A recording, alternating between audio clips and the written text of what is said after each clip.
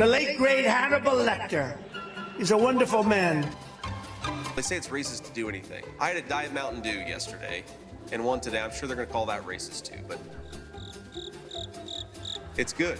In Springfield, they're eating the dogs, the people that came in. They're eating the cats. They're eating the pets of the people that live there. And just to clarify for our viewers, Springfield, Ohio does have a large number of Haitian migrants who have legal status, temporary protected status. Well, Margaret, but thank you, Senator. We have so much to get to. Margaret, I think it's important because we're going to turn out of the economy. Thank you, Margaret. The rules were that you guys weren't going to fact check. So, Pennsylvania, today I ask you, are you ready to make your voices heard? Do we believe in freedom? Do we believe in opportunity? Do we believe in the promise of America?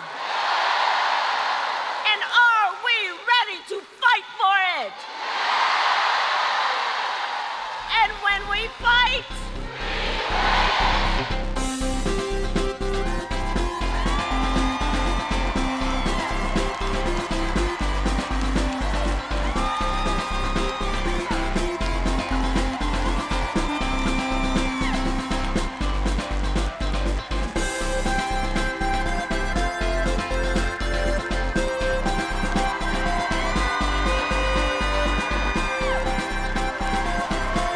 What's up, Philly? Welcome to Pod Save America. I'm Jon Favreau. I'm Symone Sanders Townsend. I'm Jon Lovett. I'm Tommy Vietor. I'm Dan Pfeiffer. We got a great show for you tonight. Your Senator Bob Casey is here. And we are so lucky to have our friend Symone, co-host of MSNBC's The Weekend. And in a past life, senior advisor to Vice President Kamala Harris. All right, so with less than 30 days left of the 2024 campaign, Donald Trump was here in Pennsylvania over the weekend for, yeah, well, what are you going to do? Are we booing Pennsylvania? Just checking. He was here for your typical October campaign event. A rally in Butler at the site where he was shot that included church bells, parachute divers, an opera singer doing a rendition of Ave Maria, and the world's richest man jumping up and down in an Occupy Mars t-shirt and a MAGA hat. Looks like he's having fun, huh? Which is what's important. Let's hear what new Trump surrogate Elon Musk had to say. As you can see, I'm not just MAGA, I'm dark MAGA. You know, the true test of someone's character is how they behave under fire. And we had one president who couldn't climb a flight of stairs, and another who was fist pumping after getting shot. Fight, fight, fight! Blood coming down the face. President Trump must win to preserve the Constitution. He must win to preserve democracy in America. Text people now. Now. Oh, and then make sure they actually do vote. If they don't, this will be the last election. That's my prediction. Riveting. So, Tommy, Elon's already been helping Trump's campaign by turning Twitter into a MAGA-friendly social media platform and amplifying right-wing conspiracies to his 200 million followers. He's also funding a super PAC that's now apparently in charge of Trump's ground game. Yeah. But how much value do you think he adds as an actual surrogate? So, as we saw, Elon's not a great speaker. Wasn't a great speech. It wasn't polished. He's so online. He tried to make this dark MAGA joke, which I assume was like a dark Brandon takeoff. I still don't understand what he meant. No one got it in the crowd. You're not alone. He also kind of hopped up and down. It looked like he was kind of getting taken up with the rapture, or maybe Like, he was also telling the story about the blood. He sort of sounded like a 13-year-old telling you about a movie they just watched. But the message overall, I thought, was okay. I mean, he's obviously incredibly enamored of the story of Trump's experience at Butler and the shooting. He talked about freedom of speech. He talked about the Second Amendment. He talked about voter ID laws. So things, I think, that connected with the audience. He also, though, was like really focused on voter registration and telling people to get registered and to bug their friends, and was talking about registration deadlines in Arizona and Georgia. So I think, would I send Elon on a solo speaking tour? No. He's a weirdo. He's not good in front of a crowd. It didn't go well. But I think like he kind of served the role that you might imagine like a field organizer serving at a Harris event, being like, register to vote, tell 5 friends, bug them, be really annoying about it, right? So he was okay. Symone, what'd you think? And what's your reaction to Musk saying this will be the last election unless Trump wins? I thought that was our line. Well, they're telling us out loud what they're going to do. He's like, this will be the last election. We will be sure of it. Me and Starlink are going to make sure it all goes down. I think Elon Musk is strange. Yeah. I really do. I think he's strange, and I think he is. And I think he is actually the physical embodiment of when you just have so much money, people will literally let you do anything. Like the federal government is still putting lots of chips in Elon Musk's basket, yet here he is helping, dismantle democracy as we speak. And sowing so much misinformation about what's happening in North Carolina and Tennessee and Georgia in the aftermath of Hurricane Helene. So I was just kind of like, why Elon? But maybe Elon Musk was like, I'll give you an extra bill if you let me get on stage. Let me out there. So I don't know. I just really feel like Donald Trump is not doing, this is not a campaign that's running an operation like they are trying to win. Where is your infrastructure? Where are your door knocks? And what the hell does Elon Musk know about running field operations? Who has he ever elected? I'm very confused by the entire situation. Yeah, and I think because it doesn't make any sense. I think it doesn't make any sense. I think it's confusing. You just like, who's speaking at your rally? A kind of a deeply discomforting billionaire, corrupt with interest before the federal government, spreading misinformation wherever he goes. A man with a personality so bad, it causes people to sell their cars. I'm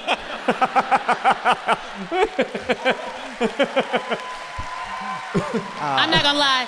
I went to the Tesla place the other day and I was like, I just can't do it. No, just awash in ketamine, Yeah, well, it isn't. It's,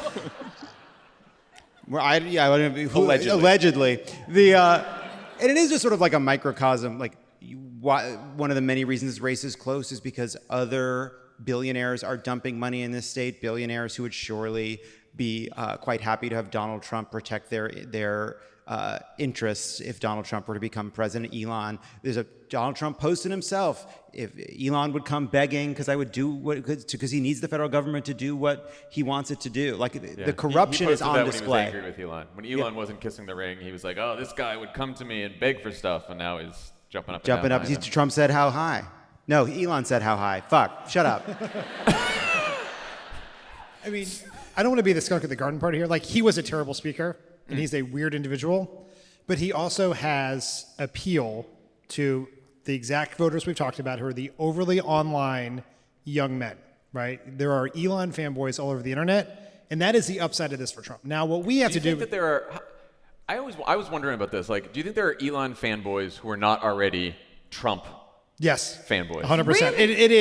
Really? This is Rogan world, right, is where Elon lives. And so he is a gateway drug to that. And now...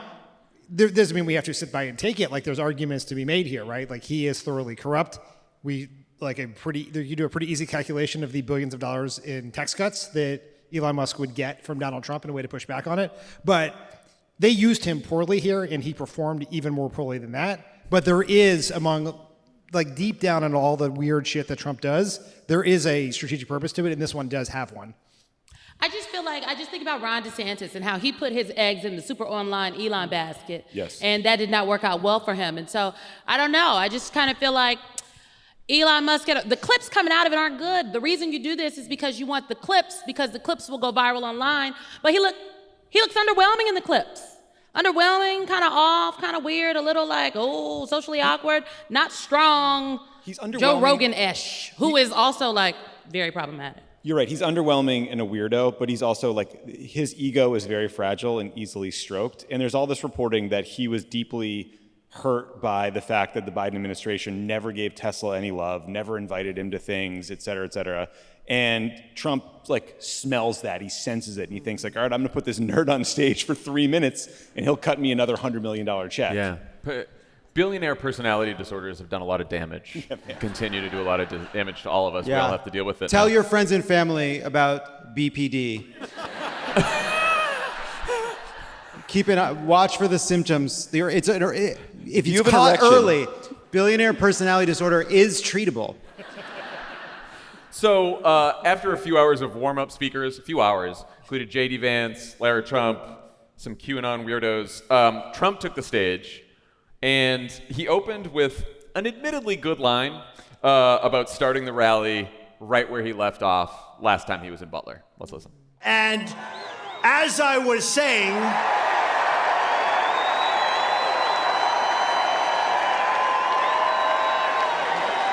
oh, I love that. I love that chart. I love that graph. Over the past 8 years, those who want to stop us from achieving this future have slandered me, impeached me, indicted me, tried to throw me off the ballot, and who knows, maybe even tried to kill me. We can't take another 4 years like this. We won't have a country left. We're not going to have a country left. You leave from the great Commonwealth of Pennsylvania, you drive down to Washington, D.C., and you drive down and you end up getting murdered, you end up getting hurt, you get mugged. These people are crazy. These people are crazy. You end up getting murdered. You just drive down to D.C., you get murdered. Trump loves an evocative second-person fake anecdote. Completely made up. Lovett. Corey Compatore died. I know. They did a lot of memorializing of. What did Donald Trump do? Oh no! Well, no. There was a. He didn't do nothing, Johnny. He didn't do nothing. He did nothing. That's the damn point. Well, I was going to say there's also. The compassion. You are leaving out the awkward hug of his fireman's uniform at the convention. Oh yeah. I was touched. Well, Apparently there was a live painting of Corey Compatore. Like someone was painting him on the stage earlier, Donald which Trump is just very. could give a beautiful eulogy to this person who died at the hands of somebody inflicting political violence. If you get up there and lie about your political opponents to attribute a murder to them, you are dishonoring that person's memory. I don't care how many Ave Marias there are. It's despicable. You're dishonoring the Secret Service agents who put their lives on the line for you. Like that, yes, it was a debacle, but they did save your life. Yeah. And you're dishonoring those people and their service. So it doesn't matter. I don't care what they do to pretend they give a shit about this guy who lost their lives. They're dishonoring him every day. They get out there and hint or imply that Democrats are responsible. And Eric Trump didn't just hint or imply. He was like, they tried to kill my dad. Mm-hmm. And who is they? Like, I mean, if we want to be factually correct, the first person that attempted to assassinate the former president was a registered Republican. Yeah. And the second person was a supporter that then turned his support because of Ukraine. So they also might need to be specific. But also, this is like, J.D. Vance was one of the most concerning comments for me from that rally because he said, Trump took a bullet for democracy. And I just had to pause because, like, maybe we have different definitions of democracy, but democracy doesn't require Donald Trump to get shot. No. That's not like that. He didn't take a bullet for democracy. And it's just making a mockery of all of us every single time. But they say it so much and it's become so regular, some people just like gloss over it as though it's just part of the shit. Yeah. The Trump campaign told the New York Times they envisioned this event as a show of strength and as a way to recapture the good political vibes that they felt a few days after he was shot at the RNC in Milwaukee. You guys think this is recapturing those vibes? Because then his whole plan was ruined when Joe Biden stepped aside and Kamala Harris was the new nominee, and then she gained in the polls, and so now he wants to go back. Yeah, I think, like, to Dan's point earlier, like, I don't think we should, like, I think there's, in a state that's going to be, it's a close election, he's got a lot of voters in Butler, I think trying to create a pride of place in Butler, like, you were there, you came here, this is where it happened, you saw it, you're a part of it, you're a part of this incredible, important story. Like, I don't think we should undercount that. Like, that could be important to people that were there. Do I think it's persuasive to people outside of it? Probably not. But to people that are there, do I think it could really make sure they turn out, they turn their friends out? Like, absolutely. But we're also, I think, in some ways fortunate that, like, this moment, the idea that it could be about strength or kind of recapture that feeling, it would be far more potent if Donald Trump had the capacity to transmute the experience of political violence into empathy and a distaste for political violence when it's directed at people that are not him. But like... a lot of me's in that clip that we heard. I think it's just sort of like John Jr.'s therapist says to him all the time, you can't go to the hardware store for milk. And that does. And Donald Trump is not capable of providing that kind of empathy. Dan. So you got applause for Dan. I think they just cheered a change in subject. So, you know, Trump did get tens of thousands of people out to Butler in arguably the most important swing state, where the race is basically tied. Started clapping, basically tied. Yeah. What can you tell us about how the Trump campaign sees Pennsylvania and their path to victory here? They are spending more money here than any other state because they believe, with good reason. Is there someone who owns a local television station here? What was that? There's some ad makers in the audience. Because if they can win Pennsylvania, it makes Kamala Harris's path to 270 so much harder. And she now has to win 2 other states, right? In Georgia or North Carolina and one other one to get to 270. So that's why they're spending the most money here, they're spending the most time here. And their strategy is pretty simple. So it includes driving up turnout and margins in the rural parts of Pennsylvania between Allegheny County and Philadelphia. It is holding down Kamala Harris's margins, particularly in the suburbs in Bucks, Chester, Delaware, and Montgomery County, right here outside of Philadelphia. And the last part is to cut into Kamala Harris's vote totals and vote share among black voters, particularly here in Philadelphia. Right? Biden, in the exit polls, Biden won black voters 92-7. And if she can just cut a few points from that in a state that Biden won by less than 2 points last time, you can get there. So this is right on the margins. And we know that's our strategy because the Harris strategy for winning is the exact inverse of that. Hold down its margins in rural areas, jack up turnout here, and try to hit those Biden numbers in Philly with black voters. So she's got to figure out how to hold his margins down here. The Times had another great story Sunday morning that a lot of Democrats and anti-Trump Republicans have been eagerly awaiting for a long time now. Yeah. The headline, Trump's speeches, increasingly angry and rambling, reignite the question of age. Yeah, a lot of resistance Democrats opening that in an incognito window.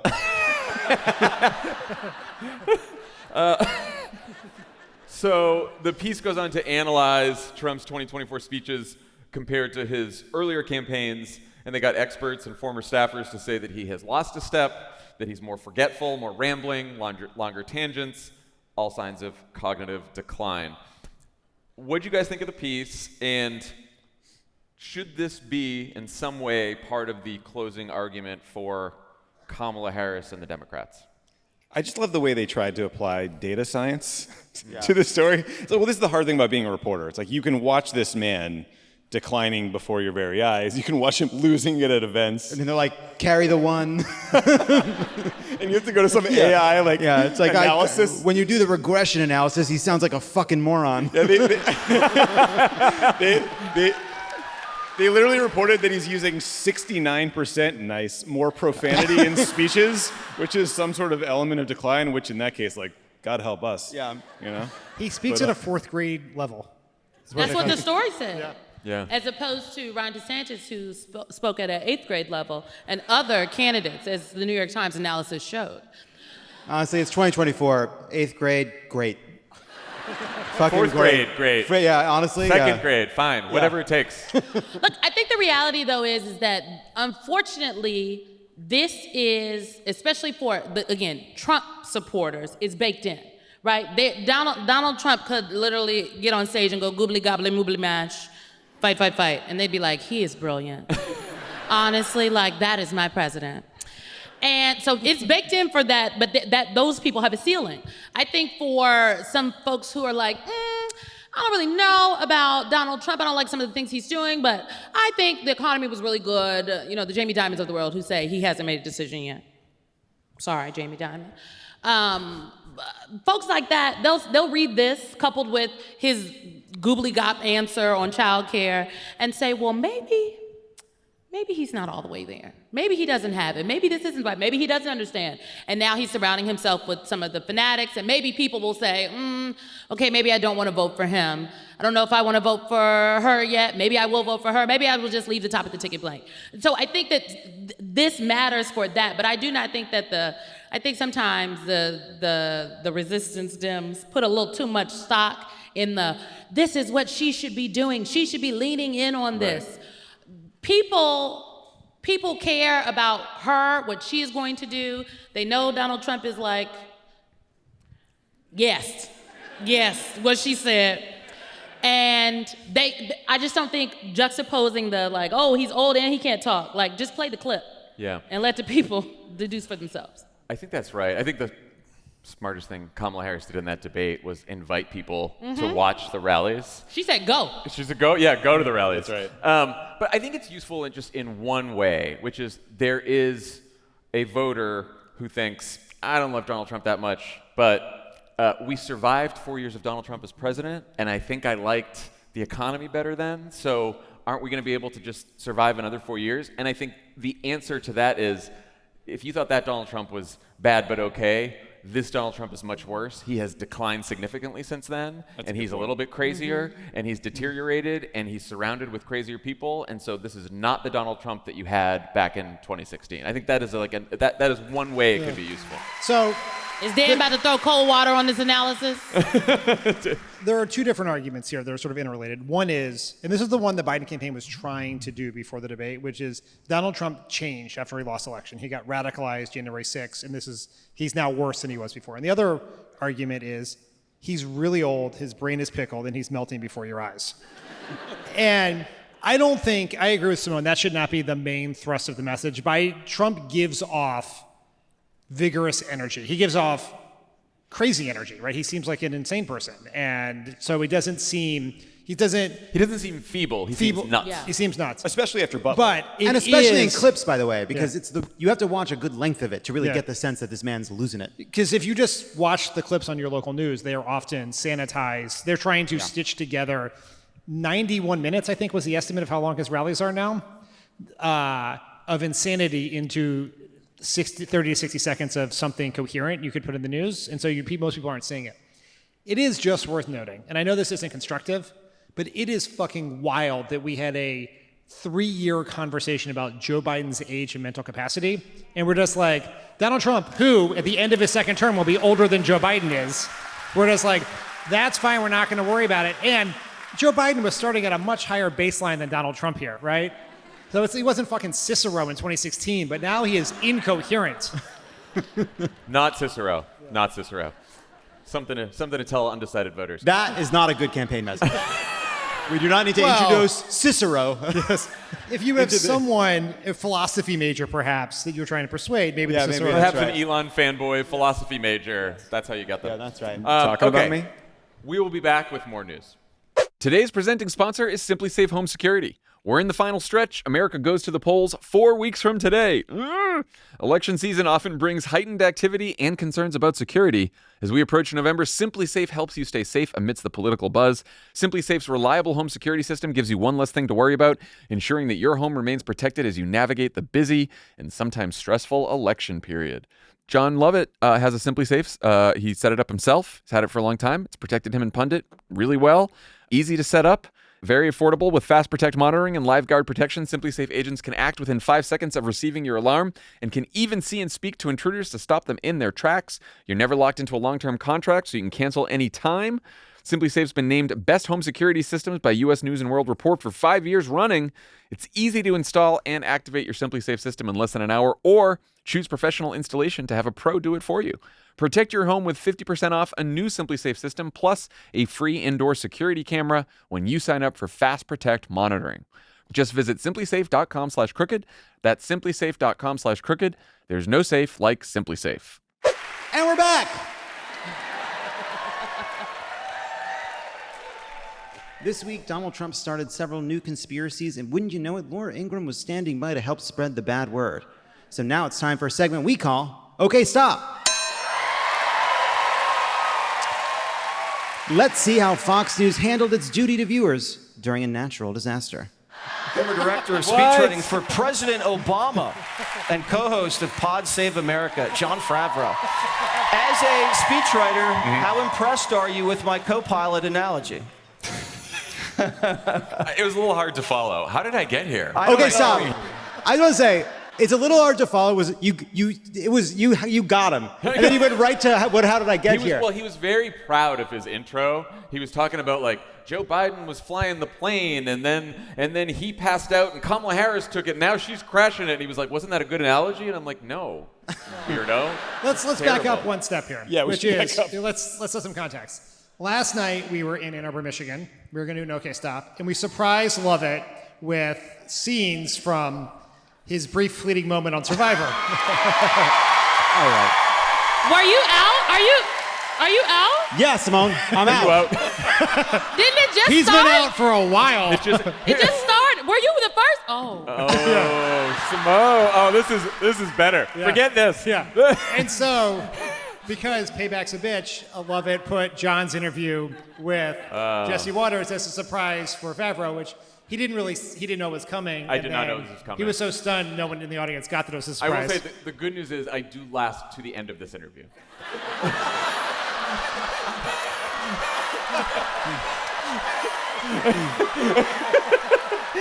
Honestly, I wasn't sure this was a good idea because I thought you did well in this, but this is going great. I knew this would work. All right. I don't What am I doing here? Do you know you're on Fox right now? No, I don't know. I was just sitting around in our studio, and suddenly I ended up here. Okay, stop. John did drop acid at the DNC. I did. He's midway through an ayahuasca journey.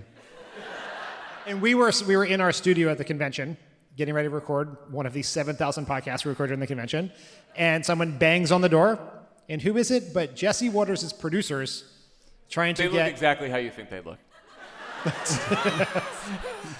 And they invited John to do it. And despite the advice of many people on the stage, myself primarily, he did it. Dan was so opposed to it when they knocked on the door and started talking to us, he immediately excused himself to go to the bathroom. And then when he came back and I was like, should I go do Jesse Waters' show? They want me to do it. And he was like, no.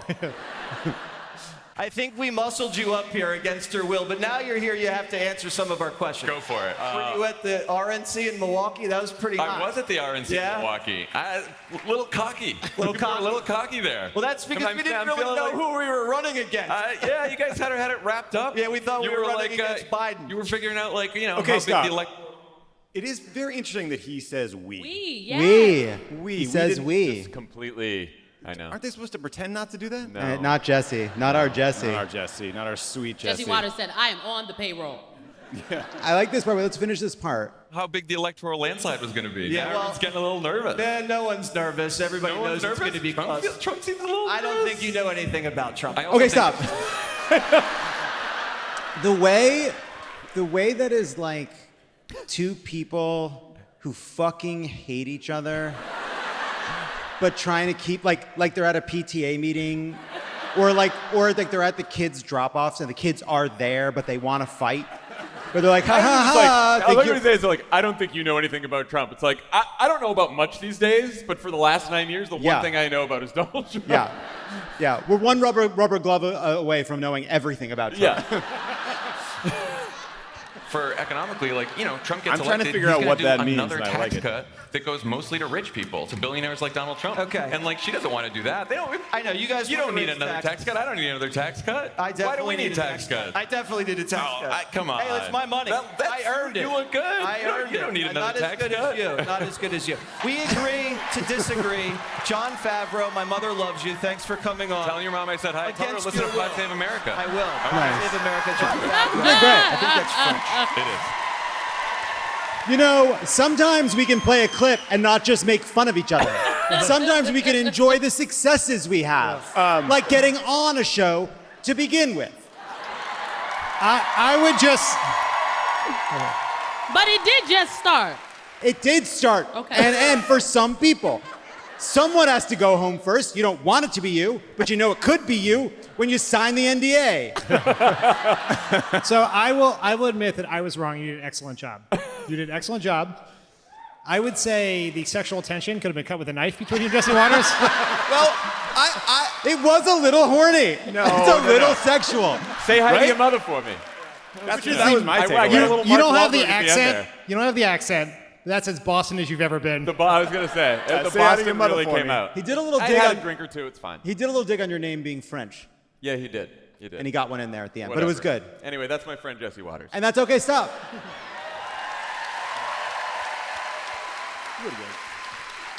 All right, let's get back to the news. The Kamala Harris Tim Walz media blitz has begun. After a few weeks of griping from reporters and some Democrats, the vice president and governor are in the middle of a jam-packed schedule of big interviews. Walz was on Fox News Sunday, my favorite channel, with Shannon Bream this morning. He'll be on 60 Minutes. Jimmy Kimmel, and he's going to do a bunch of local press, Hispanic press, and a big podcast or two.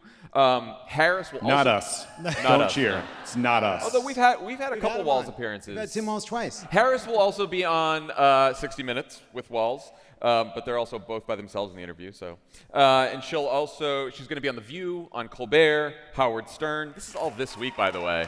And she's going to do a Univision town hall on Thursday. And as we mentioned last show, she also recorded an episode of the massively popular Call Her Daddy podcast with Alex Cooper, where they discussed reproductive rights and other women's issues. Here is a clip. I do want to clarify something. In the debate, former President Trump claimed that some states are executing babies after birth. Can you just clarify? That is not happening anywhere in the United States. It is not happening, and it's a lie. It's a bold-faced lie that he is suggesting that, can you imagine? Can you imagine? He is suggesting that women in their 9th month of pregnancy are electing to have an abortion? Are you kidding? That is so outrageously inaccurate, and it's so insulting to suggest that that would be happening and that women would be doing that. It's not happening anywhere. This guy is full of lies. I mean, I just have to be very candid with you. The idea that someone is not only so careless and irresponsible and reckless, but out and out lies to create fear and division in our country, and thinks he should be president of the United States standing behind the seal of the president of the United States, using the microphone that comes with that, and using that voice and those words in such an irresponsible, and that's mild, way. And this is why this election matters. She was good. It was really good. It was a good podcast. It's a really good interview. Really good interview. Symone, you were a senior advisor to the VP in the White House. So she started off the first term with a few rough interviews. She got a lot better. She now seems pretty comfortable. Can you talk about how she sees interviews, how she prepares, and what you think the strategy is behind this latest media blitz? I mean, I would argue that what we are seeing now is the product of decisions that the vice president made mid through the end of her first year in the vice presidency. There was a time where she wasn't doing many interviews within the first year. And I remember one day we were in our office and, we're given the news. And, I believe in giving all the news, even the bad news. I just hold that back to the end, We don't want you getting that one on the emails. You don't make it in a sandwich? No, I just, I say the good parts and I'm like, and if I may, ma'am. And then I grab my folder. But, there were particularly this, we don't see the vice president. There are people who are online and even in real life saying, well, I don't really know what she does. Well, that's the function of the vice presidency first, but also she was quite very active. But we made the case, she's just asked, what our thoughts were in the analysis of it all. And we're like, look, you were doing a lot, but we have to go the extra mile and do all the things, go the places that the people read, watch, and listen to. So yes, the local press, but the nationals, we need to do some sit downs with the columnists because, they think they know all, and if you're not talking to them, they're mean, but we still have to talk to them. And so she herself decided that she wanted to do more. She had more off the records with reporters. She did a number of, now she does an end of the year interview every year, a bunch of them. That's something that she herself decided she wanted to do. And so the way she approaches the interview is she wants to come with how can I, if abortion is a thing we're going to talk about, how can I make this as plainly relatable as possible? She doesn't want a bunch of random facts and figures. When we used to travel with her, she would ask for, when we were on the campaign trail, in 2020, she would ask for like 3 figures about housing, gas, and there was one other thing. And it's everywhere we went. She wants these 3 figures for this specific place. And it's like, dang, why? I mean, we were in France once doing a press conference at the end of this long trip, and she's like, well, what is the price of gas? And I'm like, well, ma'am, I drive an SUV, so you want the average price? She was like, I don't see it in the documents. And I'm like, the French don't care about the price of gas, but you know what? The people who will watch the clips at home in America, they do. And that's what she was thinking about. And so I think, frankly, she is excellent in an interview. She wants to break it down and make it relatable. But sometimes I think the right has taken, my conservative friends will take some of the clips and they want to make fun of the relatability that she herself has been intentional about. And I believe what we've been seeing now is, in fact, that they have misread the room. Everything from the coconuts to the see what can be unburdened by what has been, that resonates with people because they relate, like they feel that viscerally.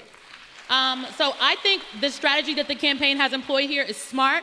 I have been critical in the last 3 weeks, I would argue, because I feel like that the Democratic Party writ large, but specifically the Harris Walz campaign, not the vice president herself, but some of the people that work up in there, were kind of taking the base vote for granted a little bit. Thought that they could just maybe earn media their way to the base vote, or just, they did that already. They'd had record spending early, so now they need to pivot and get some of these moderate Republicans, so on and so forth. And I think you have to do both. It's not an either or. And these series of interviews that she has set up, to me, says that in addition to some of the things that they're doing online and some of the ad buys that they've done, that they understand that they still have to persuade base voters, i.e. there are people who, believe it or not, think that their vote doesn't matter. There are people out there who have maybe voted in the past who say, I just don't know if my vote is going to make a difference. And she is going out there talking about the issues, but also from the candidate's own mouth saying, your vote can make a difference. It made me the first woman of color, the first black woman vice president, and your vote can make a difference for all these things in your life. So I think it's smart. Now, some of the media colleagues, they don't like that. They wrote about it today. They said, oh, why is she, literally, someone wrote. They wrote it. It's coming. It's incredible. All of these scheduled interviews, they were all out today. At least the report, the news that she was going to do them all was all out today. And Politico saw all of these scheduled interviews. And the Playbook wrote the following: Kamala Harris is still largely avoiding the media. The VP is set for a series of interviews that likely won't press her on tough issues, even as voters want more specifics. Lovett, what do you think? We were on a plane to Philly here. The plane was a little delayed, and we were sitting there for a while, and there were some tweets. There were some tweets flying. We have made the point that we can't just spend all our time arguing about what Washington media is saying, that we have to get out there. That's not the most important thing. But sometimes It doesn't have to be the most important thing to be something you really want to do for a second, and we've earned it. Look, she just came off an interview with the National Association of Black Journalists. Tim Walz was on Fox News Sunday today. As Playbook publishes this, clips are coming out of Kamala Harris being asked difficult questions about Israel and Gaza by 60 Minutes. You know, those pop culture softies. She's on 60 Minutes, the nation's premier tough interview show. A show so famous for its tough interviews that they don't have music. They have a ticking stopwatch. She's doing Univision. She's doing a bunch of local press. And what bothers me, in addition to doing The Late Show and Howard Stern, she's doing ostensibly exactly what you would think a political journalist would be excited to see a presidential candidate do, which is talk to all kinds of journalists of all types to try to reach as many people as possible, facing difficult questions, personal questions, policy questions, the works. And instead they write that. And look, we can file this away. It's a problem for another day. In a good relationship, when someone takes out the garbage, their partner says, "Thank you. I appreciate that you do these wonderful things for us." In a bad relationship, when someone takes out the garbage, the partner says, "Fucking finally." When someone is doing the thing you have urged them to do, even if the urging was not totally fair, you should be glad they're doing it. You should celebrate it because presumably I like that journalists advocate for journalism. I like that they're out there wanting Kamala Harris to do more interviews. We've said Kamala Harris should do more interviews. But when someone is doing the thing in a democracy that you believe is important to a democracy, you don't have to go out of your way to kick them in the nads. It's stupid. It's stupid. And it's like political journalism is less and less relevant. You have to go around it more and more to reach actual people. And this is like a little campaign for their own irrelevancy. It's like they don't want the credibility. They don't want to be part of the conversation. It's like, she's doing democracy. You want to do democracy. There's another candidate who'd like to destroy it. He backed out of the same 60 Minutes interview. Like, maybe that's something worth focusing on. Yeah. I frankly think this is indicative of the coverage, of the way that the political media covered her prior to her locking down the nomination and becoming the top of the ticket. And I had long since believed, I said, they are gonna, for lack of a better term, they're gonna take a turn. Like, what is this? They need more specifics when every interview she's telling you. Yeah. What is, like, you can say you don't like the specifics that she's giving. You could be critical about the plan that she's put forward, but the idea that there is no plan is just, it's unserious, especially when the man on the other side seems to not know what a tariff is and doesn't understand childcare. Yeah, and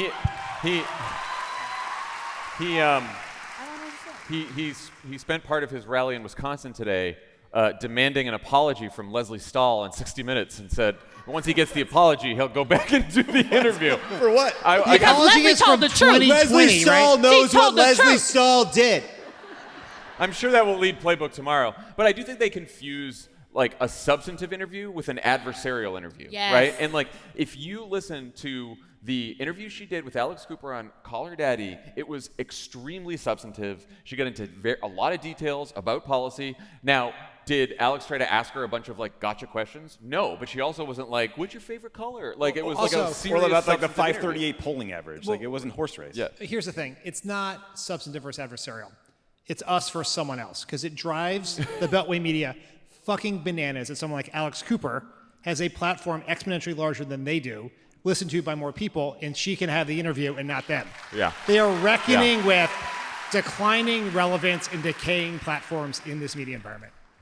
But by the way, like, that's not a good thing. That's the thing that's frustrating. It's like, we live in the wreckage of local news going away, political journalism not reaching enough people, people casting about for information and landing on stuff that's only sometimes true. Like, that is a bad thing. Like, I want those institutions to succeed. I want them to do the kind of coverage that, like, people go to because they want news they can trust. We're in the middle in the wake of a storm of people grabbing onto bullshit and lies. Like, we need institutions that people trust. And like, this is a very small, ultimately not important example of it. But like, I want these institutions to do the kind of journalism that people can rely on, and like, to be angry that she's only doing 60 Minutes, Univision, the National Association of Black Journalists, and Fox News Sunday, I think is pretty fucking ridiculous. Yeah, yeah. Dan, in these final weeks, how do you think about balancing between media appearances that introduce the VP to people, interviews that focus on specific topics, more traditional interviews like 60 Minutes, and then how do you weigh all that against the need to continue to do rallies? Like, she's got a lot of voters to reach, and she's got a lot of messages to get out there, and there's only 4 weeks left. That's exhausting when you say there are only 4 weeks left. I know. Towards the end of my time in the White House as Barack Obama's communications director, I kind of realized that much of my job was kind of pointless, and that so much of my job was spent. And here you are. That's what happened. Exactly. And just that basically the conclusion of that so much time was spent, but politicians talking to DC media writing about it, us responding to it. It was all a giant circle jerk, because none of that was reaching real voters, the people who actually, it was just political junkies talking to each other through the pages of Politico, the New York Times, the Washington Post. That's what it was. And the media environment has changed even more dramatically since then because of changes in the internet and social media. Now, the biggest gap in politics is not between the right and the left, it's between the small minority of Americans who actively seek out political news and everyone else who almost never encounter it. Yeah. Right now, if you want to know what's happening in politics, you have to seek it out. You have to subscribe to Pod Save America, read Playbook, read the New York Times, watch MSNBC. And most people don't do that. And it's no longer delivered to them in their Facebook feed or their Twitter feed or anywhere else. And so Kamala Harris has a gigantic challenge in this election. It is a challenge that much harder than any candidate has ever had. And she's having to do it on a compressed timeline. And the way I think you do that is to sort of an adopt approach I like to call sort of everything, everywhere, all at once. Is she has to be all over the press, right? You have to do 60 Minutes, and you have to do Call Her Daddy. You have to do Univision Town Hall and Symone Show, right? You got to do Pod Save America and all the Smoke podcasts. You have to do it all, and because you have to recognize that the voters she needs, the ones she needs to persuade, and most of them aren't. When we say persuadable voters, we have in our mind people who are just sitting there like with stacks of white papers on either side of their dining room table, trying to decide between Trump and Kamala Harris, and that's not what it is. It's most people deciding between voting for someone and sitting on the couch. And the way you reach them is by going to where they are, right? It's why you do Call Her Daddy, right? Yes, you can see this was in Playbook. Like, well, she's already doing so well with young women, so why would she go on Call Her Daddy? It's like, what the fuck do you guys know about politics? Because you know who does not have a super high turnout rate? Voters under 30. Right. And the other thing is you think about your interviews, because no individual interview is worth the time of a presidential nominee. What it is you have the interview and then it has to travel outside of that, right? Yeah. What is not understood by these dinosaurs in DC about the media is that there are the people who listen to Alex Cooper on Spotify or their podcast app or whatever else, but those clips travel on TikTok all the time. So even if you don't listen to that podcast, you will see clips of Kamala Harris talking to Alex Cooper. The same thing, and Trump is doing this, and he's doing it quite well, right? He is all the time. We're like, where is he? He's skipping 60 Minutes, but what he's doing is he's doing Theo Von's podcast, Sean Ryan's podcast. He's doing stuff with TikTokers like Aiden Ross, and he's out there. And we have to have our version of that. And so you got to do it all. You got to do Univision, you got to do 60 Minutes, and you got to do this stuff. And you just have to not give a shit about what Politico and the DC media say about it. Yeah. So, Tommy, CNN had a report on Sunday morning that Harris is contemplating more ways to visibly break with the Biden presidency. Didn't really specify any areas where that might happen, but do you think that's smart? Do you think it's feasible? I think it's essential. I mean, I think this isn't really a criticism of Biden as much as the political reality when you look everywhere in the world and you see people who are pissed off about the pandemic, about COVID, the pandemic is COVID, about energy prices, inflation, a whole range of things, and they're punishing incumbent parties of all stripes. And so I think Kamala Harris doesn't want to be seen as running for a second Biden term. I think there's also, so part of the way you make a break is tonal. Joe Biden was very focused on, frustratingly so, candidly, on telling people about the things he had done and trying to get credit for accomplishments. Whereas if you watch a Kamala Harris event, she's talking about understanding that people are still frustrated, that they are feeling the pinch from inflation, but here are the things that I will do to help you. And I think that tonal difference has been really important. Part of, though, any effort to sort of create some distance is going to involve the Biden White House playing ball as well. And that story you mentioned, the CNN story, talked about how some of Kamala Harris's aides were a little bit frustrated that he went out and talked to the press corps after the Liz Cheney endorsement and started singing Dick Cheney's praises, because that didn't land well in a lot of progressive circles. There was also an incident where President Biden went to the White House briefing room for the first time in his first term. It's funny to refer to it as an incident. President Biden went to the briefing room for the first time, and he ended up speaking at the same time as Kamala Harris's event, and I think they felt like it stepped on that a bit. The area where I think it's going to be really hard is on policy, because I know like a lot of progressives want Kamala Harris to articulate a different position on Gaza, for example. And we're recording this, a day before the 1-year anniversary of the October 7th Hamas attack on Israel, which is just a horrific day for everyone in Israel. It's been a horrific year for Jews in America and around the world who are fearing the rise of anti-Semitism, for Palestinians in Gaza, obviously, for Arab and Muslim Americans who just want the carnage to end, for people with connections to Lebanon now. But the challenge for Kamala Harris is, she's going to be in the Situation Room meetings, but Joe Biden is the president, and he is going to make the call. And there's one president at a time, and that is a sacrosanct thing that you can't change. And Joe Biden has very strong views on this. So it's going to be a challenge to create that space. I think a lot of it is going to be rhetorical, but I do think it's important for her to try. Can I just say that I don't necessarily agree. I think her tone has been different, but different because that is authentic to her. And I think that it has really been important for her to be authentic to herself. And as y'all know, when you're the vice president, your name is on the door, but it's number 2 on the door, okay? Yeah. And nobody's asking you what you think until you're in the room, and the president might ask, and y'all can have a conversation, but at the end of the day, it is the president's decision. But there is no one more loyal, more proud to serve with Joe Biden than Vice President Kamala Harris. And I read all the stories about how the aides want this and the aides want that. I can tell you with visceral and aggressive uncertainty, if the time comes and people are like, the only way you'll get it is if you step on Joe Biden's back, stab him in the back and step up, she will not do that.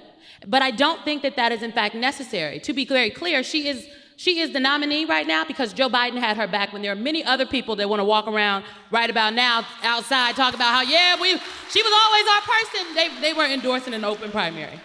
So an open process at an open convention. So I would just say I think the campaign aides, instead of whining about what the president is doing, because he is still the president, okay?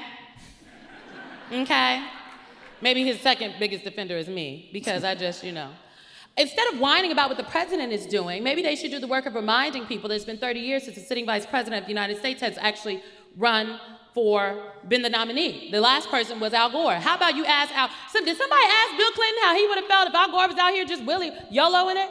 Well, I think that did actually happen. Bill Clinton told us. Well, and how the hell did that work out for Al Gore? Not so good. Okay.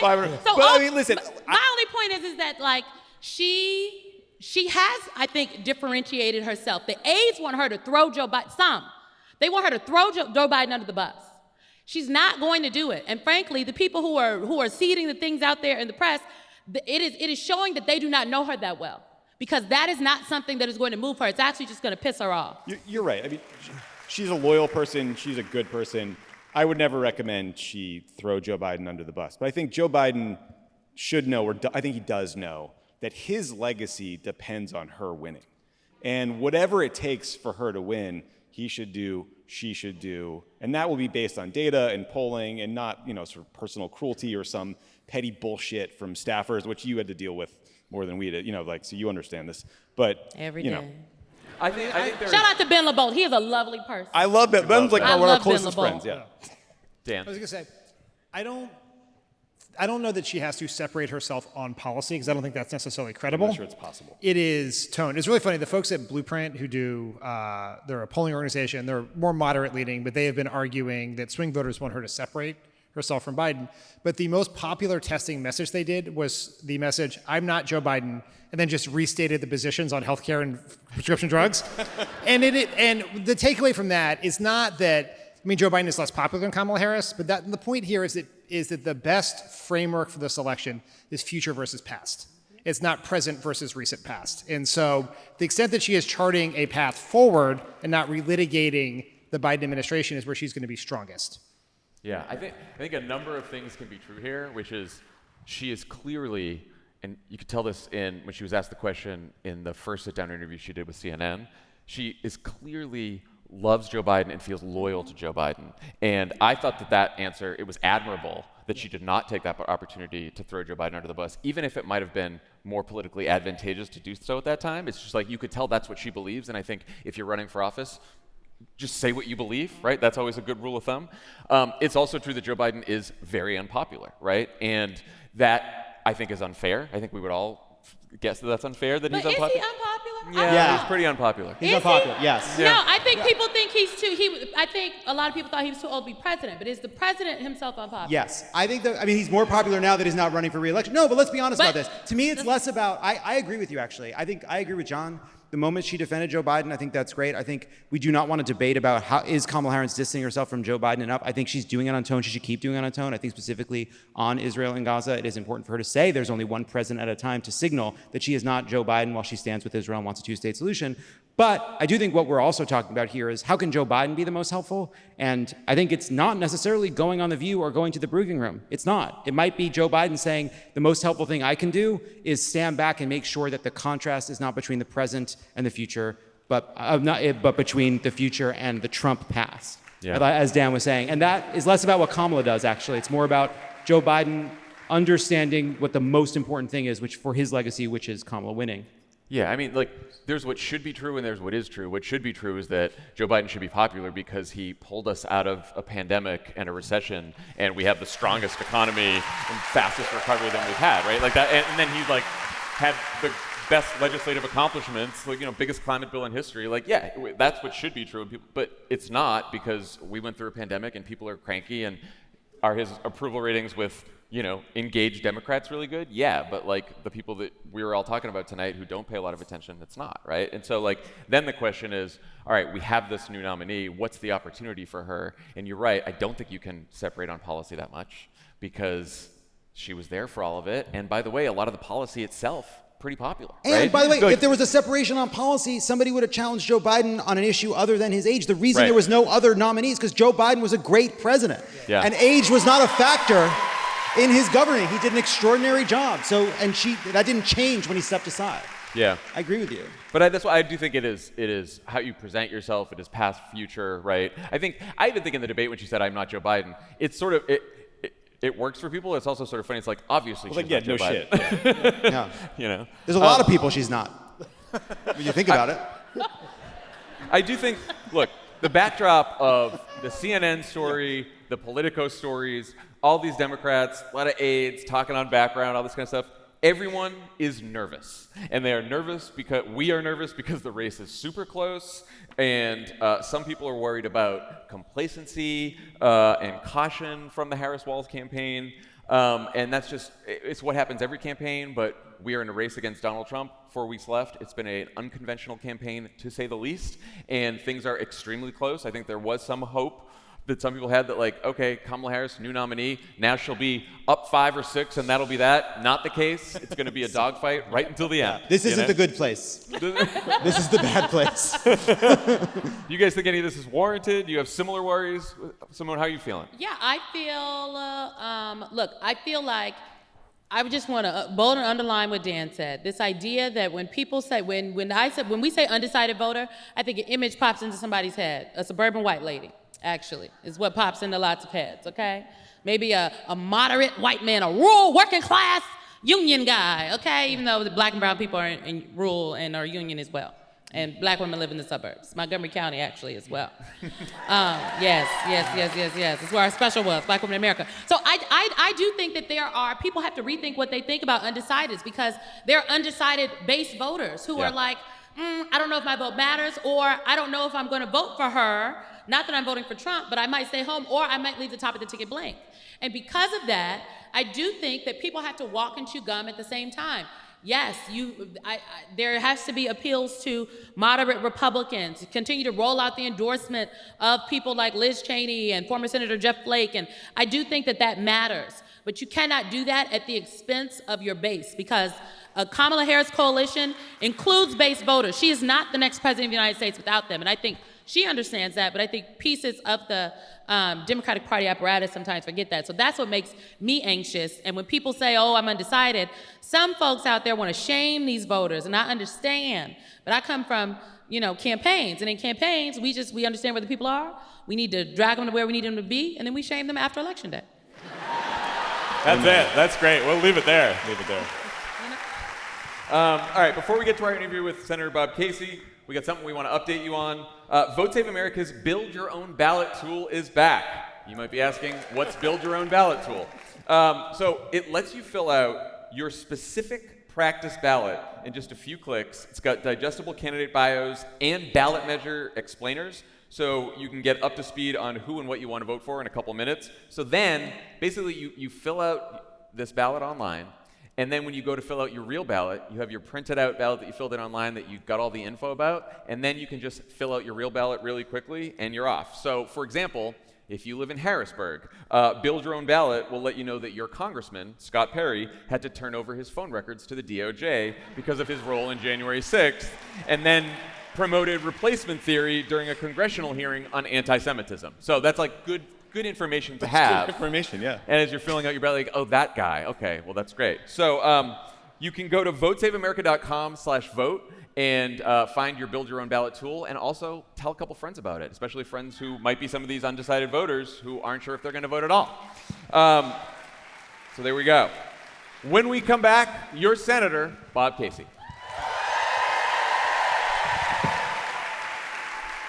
Please welcome to the stage Senator Bob Casey.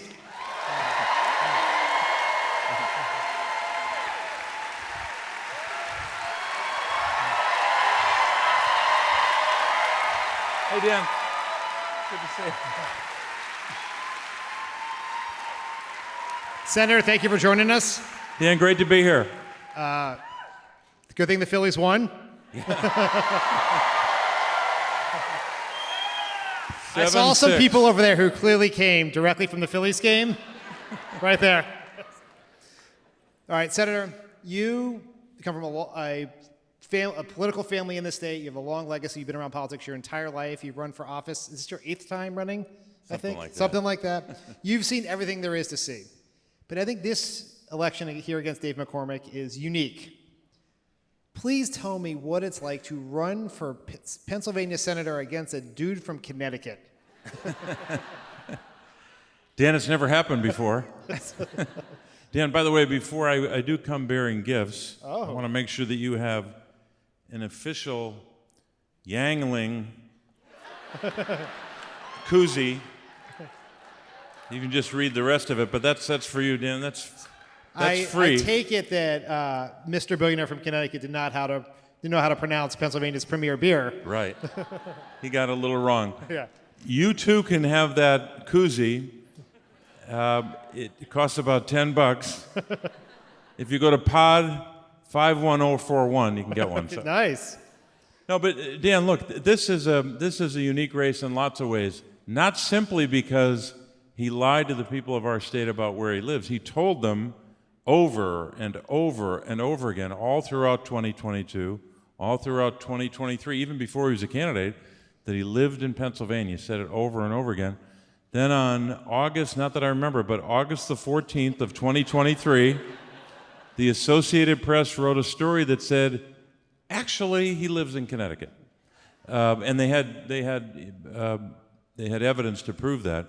So that's become a major issue, because if you haven't been here, he didn't vote in the state for 15 years. If you haven't been here, you're not going to understand the state, and you should not lie to the people that you seek to represent. I think that's a pretty low bar. And it's not just that he lives in Connecticut now. He's also been a little fuzzy, should we say, about the family farm he grew up on and a bunch of other things, right? Yeah. He said, the New York Times wrote this story where the New York Times recounted what he was saying when he was a candidate for the Senate in 2022. He said at one point something to the effect that he came from nothing, he had nothing. His father was a university president, and when you, literally, it was called Bloomsburg College then, now it's Bloomsburg University. When you're president of a college or university, you usually get a house. They got a house, right?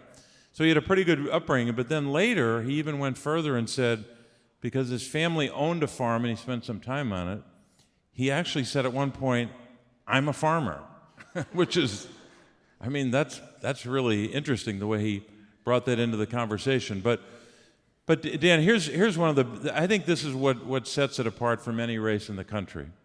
Obviously, my good friend Jon Tester and Sherrod Brown, we were all elected together. Montana, go ahead. They're just remarkably capable public officials and decent people in really tough races. Jon has the toughest race in the country, Sherrod is second. Unfortunately for me, I'm third. Because congrats. But the unique feature about our race, which I think sets it apart from any other, is there's a singular super PAC that's funded by billionaires, the leaders of which are all out-of-state billionaires, that we thought would grow to 20 or 30, now it's close to 50, and it might grow to 60 or 70 million. But that super PAC is supporting him morning, noon, and night, pounding the hell out of me, and that sets it apart from any other Senate race in the country. It'll be, we believe, the largest individual super PAC ever in American politics for one candidate. So if you can just go to bobcasey.com tonight, but I think that's the unique feature of the race. I think it's worth just like honing in on that, because in addition to just simply polluting the airwaves during Phillies and Eagles games, like it's worth just noting, like, yes, these guys are friends with these rich billionaire hedge fund guys. Right. They're probably part of the same country club or yacht club or whatever else with Dave McCormick, but they have a real interest in electing someone like Dave McCormick and defeating someone like you. So maybe talk a little bit about that. I'd say bingo. Look, they know that when there was a tax bill in 2017, remember what happened? Republicans rammed through a tax bill. They did it through reconciliation, that narrow process that allows you to vote with get 51 votes. They got their 51 votes, and that bill alone jacked up the debt by $2 trillion, mostly because they gave a huge cut in the corporate rate, the likes of which I'm not sure we've ever seen, and the billionaires and the hundreds of millionaire guys got a big tax break. When that happened, they knew that they were going to have to come back to it in 2025. McCormick's already committed to voting for a similar version of that, which will jack up the debt not by $2 trillion, not by $3 trillion, but by most estimates more than $4 trillion. So they know he's going to vote for it, and they know I'm going to vote against it. That's in their interest to support him, because he's going to support them on the tax bill. And they also, a lot of these billionaires also have a lot to say about how we have to, limit spending for Medicare and Social Security and Medicaid. You had your first debate earlier this week.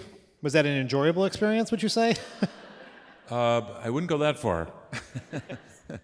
One of the big issues in that debate, and it's something that's come up in the campaign repeatedly, is fracking. McCormick has repeatedly tried to portray you as someone who is anti-fracking. Can you set the record straight on your position on fracking? I've always supported it, and the key to that, I think that the key to that issue in terms of what happens in the state is who is the governor?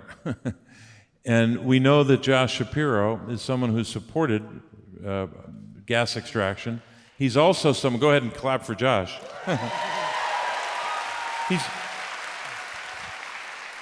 Governor Shapiro is also someone who will enforce the law, because that's where most of the regulation occurs at the state level. It matters who the governor is to enforce the environmental laws. We've got a state constitutional provision.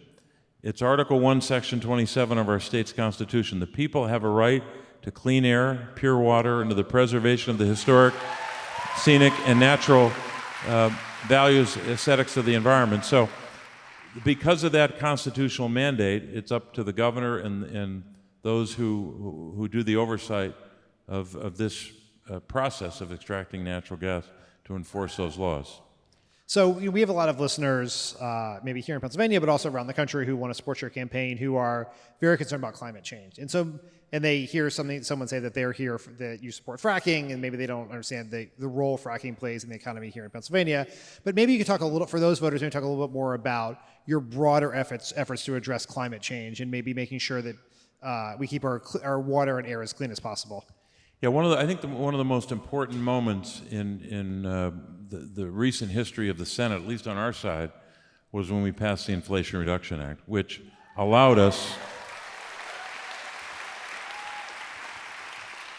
and by the way, with only Democratic votes, not a single Republican supported, that allowed us to say, by the time that law passed in 2022, I guess August of 22, that we could achieve 40 by 30, a 40% reduction in emissions by 2030, solely because of that law, the most important climate change legislation in human history, if not American history. But there's more we have to do. 20 by 30 is a substantial progress, but there's more we're going to have to do to reduce emissions. Dave McCormick recently released a very gauzy ad trying to portray himself as a moderate on abortion and calling you an extremist on abortion. Because you we have both equal part boos and laughs in the audience on that, but I'm sure they've seen that ad 100 million times in the last few weeks. Maybe you could explain what the differences are between you and McCormick on abortion, and why electing you in a Democratic Senate matters so much for reproductive freedom. Yeah, here's the moment. It's 2022, and remember the Dobbs decision was leaked. Remember that, so we had a sense of it. And then, of course, the final decision came out in June of 22. Right around that time, my opponent was a candidate for the United States Senate, and he was running in that primary, and he was trying to run to the right of Dr. Oz, who ultimately won the primary. And in a debate among Republican candidates, the debate moderator, the same moderator that we had the other night in Harrisburg, Dennis Owen, said, "What exceptions would you support if in an abortion ban?" or some words to that effect. And my opponent said, "The rare instance of life of the mother," and he stopped. And then he never corrected the record on that. And then when he started running for the Senate, he started saying, "Oh, no, I forgot. There are two other exceptions that I should have had in there." So that's one proof point. But the second proof point is basic. It's, will you vote to restore the protections of Roe v. Wade or not? I will and have. He won't. That's the difference. And we would assume, vote for a federal abortion ban if that's what the MAGA Republicans and Trump wanted, right? He's denying that. Well, he's denying that. He's a man who also lies about where he lives, so I'm not sure I'd take that one to the bank, right? That's a good line, actually. Well, it's all yours. Some folks in the audience or listening to this episode may not know this, but you love political maps. Actually only one map. Yes, one map, yes. You love the political map. Some people, and by some people I largely mean me, they call you the Steve Kornacki of the Senate. And so in that vein, I think we might have a map coming out here. Oh, wow. There it is. All right. Tommy, thanks so much for your help with that. That's right. So on election night, this is the state that it's going to decide the presidency, the White House, the Senate, and everything else. Cheering your battleground state status, I appreciate that. And so we're going to be watching the vote totals in Pennsylvania very carefully. So maybe you could walk us through what you're going to be looking for on election night. Yeah. This was just... It'll be hard for some of you people to see, so we'll try to explain what the counties are. Yeah, we'll talk about them. Yeah. But Dan, this was retrieved from the Smithsonian because, as you can see, it's from 2020. Yeah. And there's a lot of scribbling on here. I just want to explain what it is. Like, for example, in Potter County, before election night, I wrote down -46. That's not good. These are counties we won't win. But this was what President Obama lost Potter County by 46, and then what Secretary Clinton lost it by, and then we left a space, and all night long I was filling in. So, for example, that's one example. Let's go to some good news, like in Chester County. Anybody from here in Chester County? This was a Republican county, the last of the four to go Democratic. President Obama actually lost it slightly by 0.2%. Secretary Clinton won it by 9 points. President Biden won it by 17. So, but here, do you want me to just walk through what I hope? Go for it. Here's what I have to do to win, and here's what Kamala Harris has to do. By the way, she's going to win this race, right? This is the Southeast, but it's really the Philadelphia television market, right? So it's 8 counties where we are right here. We're here in Philly. By the way, it's great to be at the Met. This is a great place. And it used to be a house of worship, so it's sacred. So it's sacred ground we're on. But these 8 counties, this media market, President Biden won that media market by plus 27, right? He lost every other media market in the state, and he won the state by 1, right? So we've got to try to get that margin out of there, but also in Pittsburgh, this is Allegheny County, right? But in this media market, which is 22, this is 41% of the vote, this is 22% of the vote. If Kamala Harris and I are close to breaking even for this region, it'll be a good night. So, and what's the specific county that you'll be looking for that you think maybe is a bellwether of what's happening in the state? This is hazardous. Anybody from Bucks County out there? It's not precisely, but you can see it wasn't a good indicator of President Obama's margin because it's +1 and he won the state by 5. Secretary Clinton won it by 1, but she was -1 for the state. President Biden won Bucks by 4, won the state by 1. So it's not precise, but that's a pretty good barometer there. But the 2 counties that most people paid attention to last time were flip counties, Obama, and then that other guy in 16, and then President Biden. Northampton and Erie, right? So Erie went from -2 to +1. Northampton went from -4 to +0.7. So those 2 counties are indicative. But look, a lot is going to come down to the Southeast, these 8 counties. And what about Lackawanna County, where Scranton is? Which is Casey country, right? Yep. Lackawanna County was +8 for President Biden. We got to achieve a number close to that, yeah. For sure, because this region of the state, the Northeast, used to have a much bigger blue in Luzerne County, but now Lackawanna and Monroe pretty much are the blue counties in this part of the state. And how are you feeling about Center County is State College, right? Right. And how are you feeling about Center County this year? I think we're going to win Center County. All right. Yeah. Okay. Dan, this is where Altoona is, where you were in a bowling alley in 2008, I think? Yes. Yeah. I was going to ask you, Senator Casey, one, people should know that Senator Casey very bravely endorsed President Obama at a very dark time in our campaign. And so for anyone who ever worked for President Obama, we are eternally loyal to Bob Casey.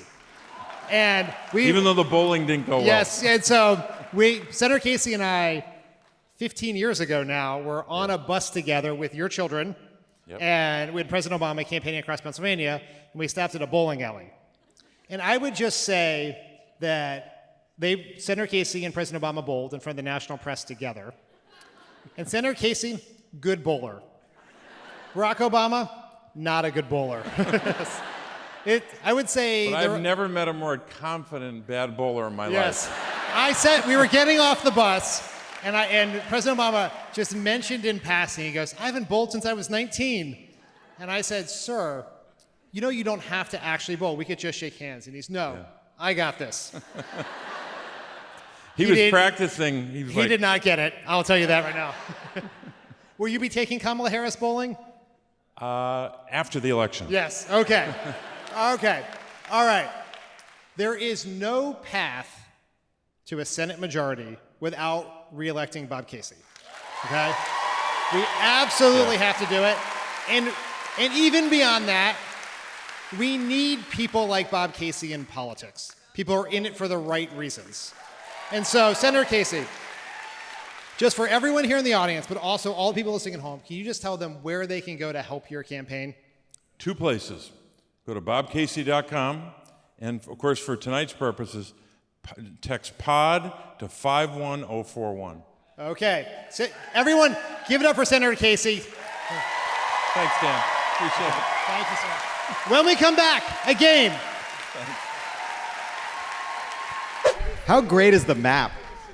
We were talking about it backstage that on election night, we should see if we can lock Bob Casey into a room in Scranton and go to him like he's our, like he's cooking meat. He's Steve our Kornacki and John King up here. Yeah. Let's go to Senator Casey with the screen. Bob, what are you seeing out there? A pair of pleated khakis. That works for me.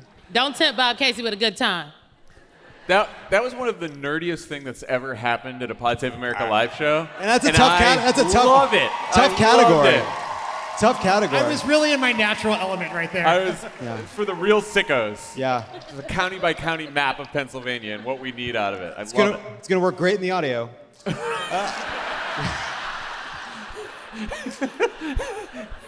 Pod Save America now on YouTube. I will say when we'll talk to you and be like, oh, I love watching your show. That's a good. So maybe that'll be good for them. All right. Let me tell you, the young people are watching you on YouTube. That's right. I teach a class. I'm a fellow at Georgetown this semester, and they all said, I hear you have a show, but I saw you on Pod Save America, and I was like, well, damn.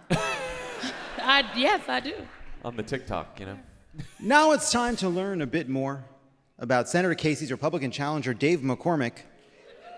In a game we're calling, there are people from Connecticut, and then there are people who seem like they invented the idea of Connecticut.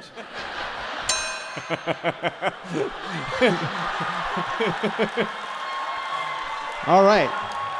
Symone and Jon are a team. Dan and Tommy are a team. Good luck. Let's do this. Let's do this. First question, start with Jon and Symone. In 2022, Dave McCormick spent this much of his own money to lose a primary to TV doctor and puppy killer Dr. Oz.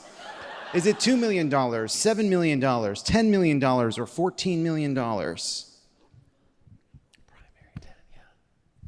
10? 14. Well, 10. We're going to go with 10. Incorrect. For the steal. 14. It is 14. We should listen to the crowd, Fab. We should listen to the crowd. Dan and Tommy, true or false? Dave McCormick lives in Pennsylvania. False. False. Yes, I will accept false. Depends on who you ask, but he owns a house in Pittsburgh, but all records indicate that Dave McCormick lives almost exclusively on Connecticut's Gold Coast, one of the densest concentrations of wealth in the world. Fucking Connecticut. Connecticut, boo. Boo! Boo! Which of these Philadelphia film icons, Jon and Symone, would win a fight? This one is an objective question. Rocky from the film Rocky or the Blob from the 1958 film The Blob? Who would win in a fight?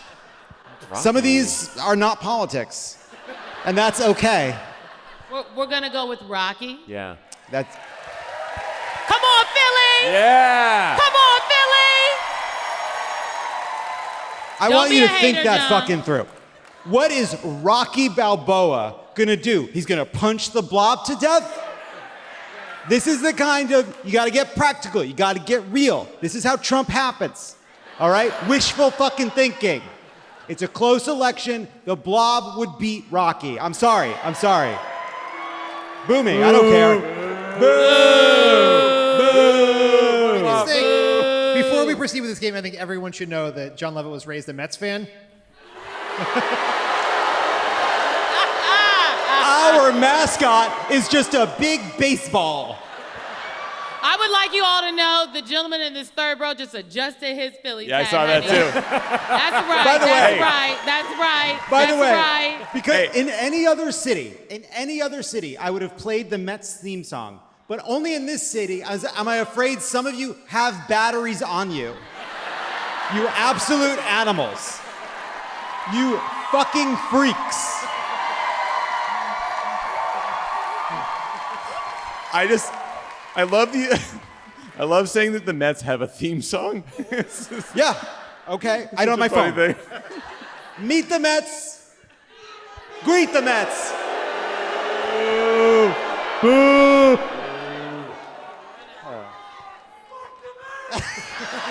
fuck. There we go. There we go. There we It go. tracks. Now we're in Philly. Now I feel they're home.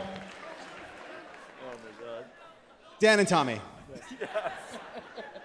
Which of these 4 positions has McCormick taken on abortion in the last 2 years?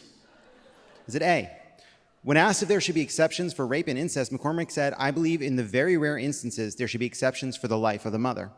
B, I believe that life begins at conception through natural death, and I'll be a stalwart defender of life, and we have to change the law on life. C, I would not favor any abortion ban of any kind, any legislation to support a national abortion ban.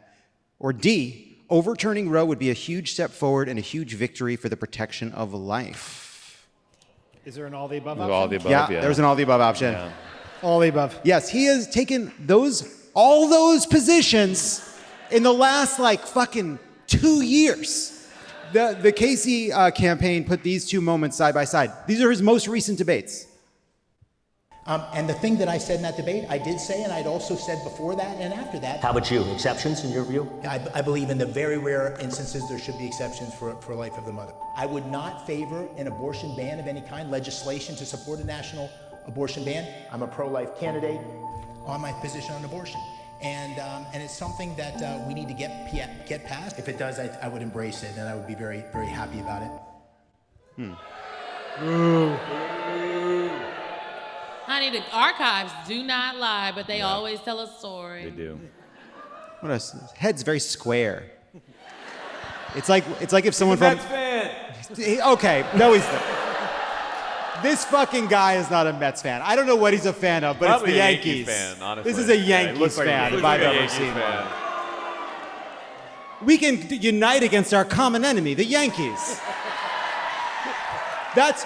I'm Liz Cheney.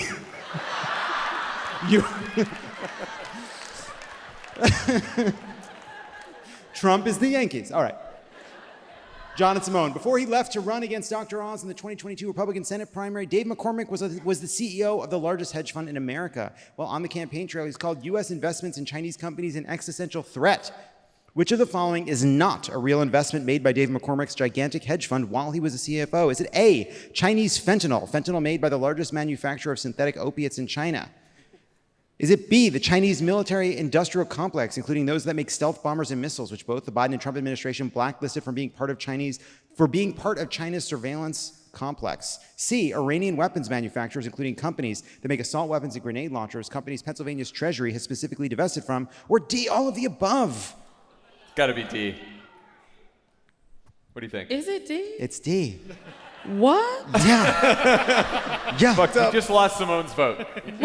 Yeah. Also, shorted 7 American-owned steel companies. So that's pretty neat. Yeah. Not good. Very bad. Very bad. Dan and Tommy, you're looking through your calendar and realize you have double-booked dates with Gritty and the Philly Fanatic. Who are you canceling on?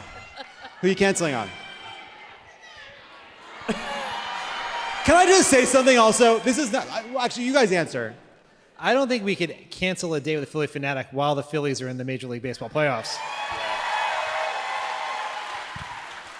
I'm canceling the date with Gritty because that's going to end badly.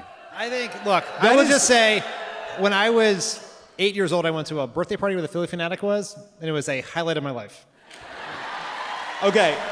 Unfortunately, and I mean this with nothing but love for the Philly Fanatic. That is incorrect, but not because you wouldn't prefer to go on a date with the Philly Fanatic. It's that if you cancel a date with Gritty comes to your house.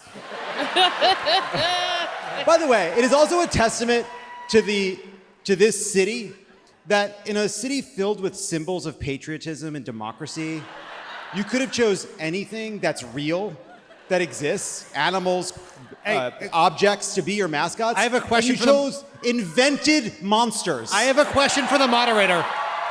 What do you think the name of Philadelphia's NFL team is? What? What do you think the name of Philadelphia's I NFL know that that's the Eagles now that you say it. But I'm just saying, what the fuck is a fanatic? What's Gritty? All right, Jon, Symone.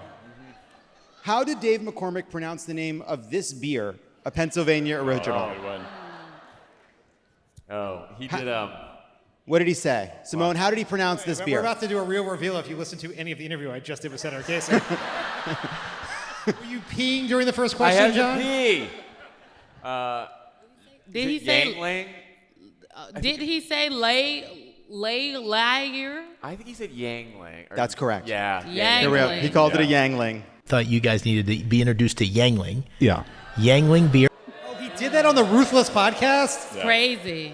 Terrible podcast. He did this on a show named after the death of Ruth Bader Ginsburg. It is a show. That's not a joke. It is called Ruthless because it is named after the sadness of liberals upon the death of Ruth Bader Ginsburg.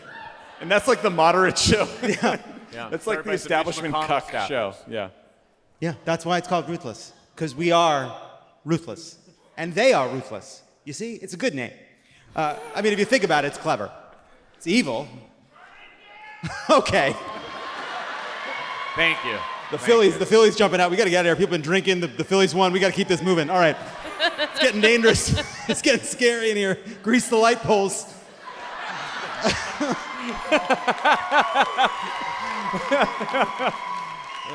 All right. Anybody can jump. Oh, yes. Which of the who's up? Dan and No, they we're did. up. You guys said Yangling. All right. Dan and Tommy, which of the following is not a huge faux pas Dave McCormick committed in public? Is it A, calling a drink from Wawa a big gulp? B, tried to blame Bob Casey for inflation by pointing to Hershey Park ticket prices only for the park to call him out on Twitter for lying? C, fearmongered over a video of a shooting in Philadelphia only for everyone to point out the video is from Philadelphia, Mississippi? Or D, tried to add caviar to a Philly cheesesteak? D. That's correct. That was too much. Bridge But you can far. see it. But you can see it, and you kind of want to try it. All right. Yes, the man is a flub machine. He did all those things. He called a Wawa a big gulp. That's crazy. How is this close? He's not from here. He's not from here. Her head's so square. Like someone in Minecraft wants to ban abortion. Go Bird! What was that? And you know what that sound means? It's time for the lightning round where the points really matter. This week it's time for a segment we call, Oh No, Dave McCormick screwed up buying sandwiches again. Literally on Friday, Max's Steaks, the North Philly site of a Dave McCormick campaign stop to reach black voters, said the Republican Senate candidate is not welcome back. Why? Because Max's Steaks was not told the event was a Dave McCormick campaign stop. Instead, they were told it was an event to benefit what? Symone and Jon. Was that restaurant told that it was an event for Philly's public schools, autism awareness, the local ASPCA, or the Philadelphia Spotted Lantern Fly Attack League? What do you think? What's the first one? The schools? I think we should listen to the crowd. Yeah, that's a good idea. A? No. You're all saying different things. Mixed reviews here. This is the problem. What was the first one? It's Philly schools, autism awareness, the local ASPCA. I think A. A, yeah. A. Incorrect. B. What? It was B. They were told it was about autism awareness. Max's Steaks was told that the Dave McCormick campaign stop was an event to benefit autism awareness. In fact, the manager of Max's said he agreed to have the event because his niece and nephew have autism. Said the manager, as McCormick's campaign was wrapping up, we didn't sign up for that at all. 0. I could throw them all out of here, but I'm going to be nice. Do your thing. When you're done, leave. You're not welcome back. Okay, hold up. No. How did they say yes to the event thinking it was the autism people? Did they get an email? Well, did they not check the email? Why didn't we ask follow-up questions? Such an important question. Let's get to the bottom of it. Organizer Sheila Armstrong, who has been a member of Moms for Liberty, reportedly reached out to the venue and told them the event was for her nonprofit, Cooking for Autism. She never mentioned the Dave McCormick part. When asked if the Dave McCormick campaign stop qualified as an autism awareness event, how did Armstrong reply? Tommy and Dan. A, yes, we apologize for the confusion and we're going to find the person responsible. B, yes, and I'm not going to waste my time explaining it to the woke media. C, yes, it's always autism awareness because I am an education advocate. Or D, whoops, what a mistake, STEAK.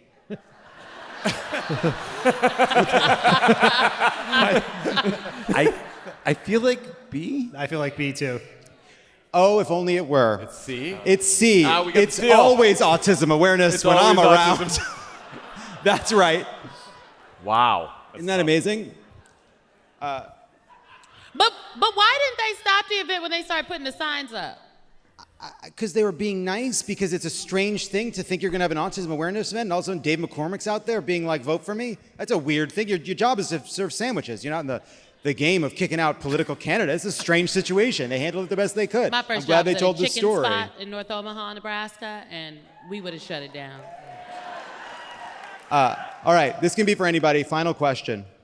Almost immediately after leaving Max's Steaks, Dave McCormick was kicked out of a local church. The pastor was concerned conservatives would accuse his congregation of doing what?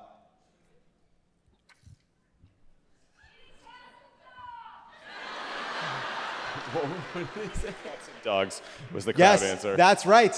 That's right. After walking next door to East Bethel Baptist Church, which was having a fundraiser for its food ministry, the Reverend asked the Republican candidate and staff to leave because he did not want photos of congregation be used by the campaign, saying, I don't want to be accused. I don't want my parishioners to be accused of eating cats and dogs. Shout out to that Reverend, okay? Wow. Shout out to the Reverend. Sad he even had to say that. Simone, you won the game. Because you would have kicked them out. I would have put him out, yeah. John didn't win. For sure. Only Simone won. What? Why not? That's fine. I'm still reeling from Dave McCormick's campaign here. Guys, come on. Don't let Dave McCormick win. Don't let Dave McCormick win. That's our game. show for tonight. Go out there and elect Bob Casey, elect Kamala Harris. Thank you to Symone Sanders Townsend. Thank you to Bob Casey. Go to votesaveamerica.com. Let's win this thing.